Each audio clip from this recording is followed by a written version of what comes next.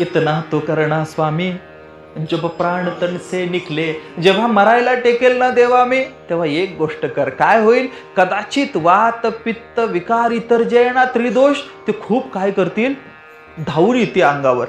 कदाचित देवा माझा स्मृतिभ्रंश पण होण्याची शक्यता आहे. पण हे पांडुरंगा, प्रार्थना ये कशी आहे काय? इतना तो करना स्वामी जब प्राण तन से निकले, गोविंद नाम लेके तब प्राण तन से निकले. उस वक्त शाम जल्दी आना, नहीं भूल जाना, राधे को साथ लाना, जब प्राण तन से निकले.